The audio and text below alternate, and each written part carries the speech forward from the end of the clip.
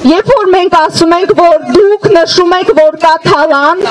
մենք ուզում ենք համաձայնել ձեզ հետ, մենք ուզում ենք, որ գտնեք այդ մարդկանց եւ օրենքի ամբողջ խստությամբ պատժեք, բայց ինչ է անում իշխանությունը։ Իշխանությունը, երբ որ արցախցիները ներկայացնում են իրենց հստակ կարիքները, իրենց հստակ խնդիրները, ասում են գնացեք ձեր թալանչիներից պահանջեք։ Խնդրում եմ ցույց տվեք այդ թալանչիներին եւ ուղարկեք համապատասխան մարմնի ներկայացուցիչներին, այդ մարդկանց արգրավեն, չգիտեմ, պատժեն, թալանը հետ վերադարձվի, ինչպես իրենց նախընտրական քարոզարշավում էին ասում։ Ես չգիտեմ ինչն է փոխվել, որ հասարակ քաղաքացուն ուղարկում են ինչ-որ թալանչիների բռնելու, նրանցից ինչ-որ փողեր վերցնելու, եթե սա երկիր է, ինքն էլ ինչպես իրենք են սիրում ասել ժողովրդավարության բաստիոն, ապա խնդրում եմ, գնացեք ձեր իսկ նշած թալանչիների հետևից, եթե իհարկե դուք այդ թալանի մաս չեք եւ հենց միակ պատճառն դա է, որ մինչեւ հիմա թալանչիներ ասված ինչ-որ օթային խոսք է, այլ ոչ անուն ազգանուններ, այլ ոչ քրեական գործեր եւ ոչ բանտ։ Ամեն դեպքում մենք գիտենք ինչ նպատակով է սա արվում, սա էլի եւս ատելության այդ արկղի մեջ եւս մի կաթիլ, եւս մի բան ավելացնելու համար է, որ տեսեք, թալանել են, հիմա եկել են մեզ են ուզում թալանել եւ այլ, այսինքն այս ամբողջը ատելության խոսքի շրջանակներում է։ Մենք Արցախի եւ Հայաստանի հանրություններս, մենք ազգությամբ հայերս նշում ենք, որ մեզ համար ձեր ատելության քարոզը ոչ մի նշանակություն չունի եւ այդ նպատակով քաղաքական ակցիա ենք անում եւ ձեր այդ ամենազզվելի օրինակները պետական պաշտոնյաների կողմից ֆիքսված այս թղթի մեջ է եւ որպես մեր արձագանքը դրան մենք պարզապես փուչիկի նման այն վերև ենք բարձրացնում եւ ասում, որ սա մեզ համար ոչ մի բան չի նշանակում։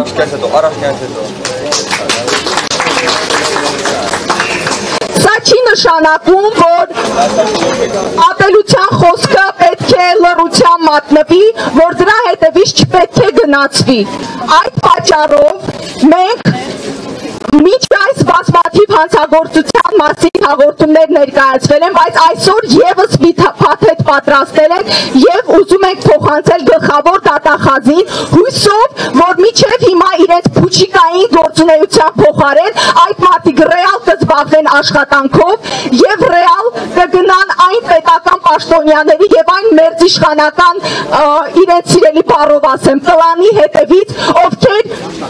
ազգամիջյան ատելություն են քարոզում, ովքեր ուզում են ազգին բաժան անել, որովհետև այլ իրելու ձև չգիտեն, որտեղ ժողովրդավարության մասին իրենց պատկերացումները իրականության հետ կապ չունեն եւ իրենց պոպուլիզմը դա միակ բանն է, որ ունեն։ Այս մարդիկ չեն աշխատում, այս մարդիկ ցանկություն չունեն եւս առաջիկայում աշխատել իշահ պետության։ Նրանց համար միայն պայքարը աթոռի համար է, պայքարը քաղաքական շահի համար է։ Սա անթույլատրելի է։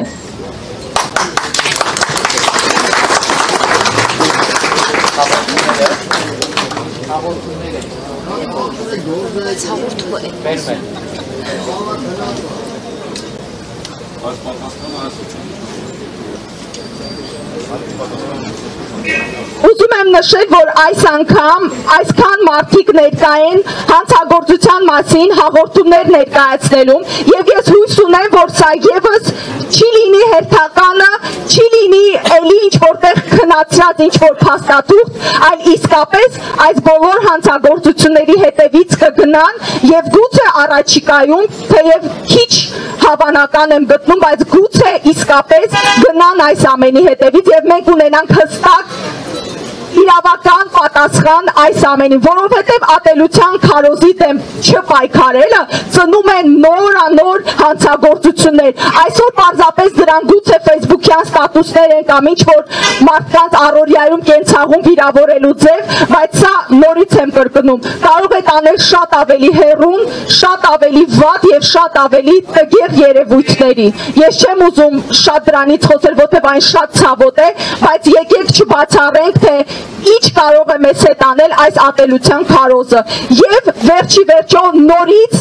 նշում ենք, որ Հայաստանի Հանրապետության բոլոր քաղաքացիները անկախ իրենց ծագումից, Արցախից են, Գյումրիից են, չգիտեմ Արտաշատից են, մենք բոլորս կանգնած ենք կողք կողքի եւ մենք միասին ենք պայքարում մեր ընդհանուր իրավունքների համար։ Ոչ մի պաշտոնյա, ոչ մի մերձիշխանական այսպես կոչված լրատվական իր զզվերի քարոզով չի կարողանա բաժանել Հայաստանի հային եւ Արցախի հային իրարից։ Ինչպես չեն կարողացել բաժանել 90-ականների պատերազմին, ինչպես չեն կարողացել բաժանել 2020 թվականի պատերազմին, հիմա եւս ամեն ինչ անելու ենք, որպեսզի իրենց ատելության քարոզը չհասնի մեզ, չհասնի մեր սրտերին եւ չփոխի մեր մեջ իրար հանդեպ սերը, հարգանքը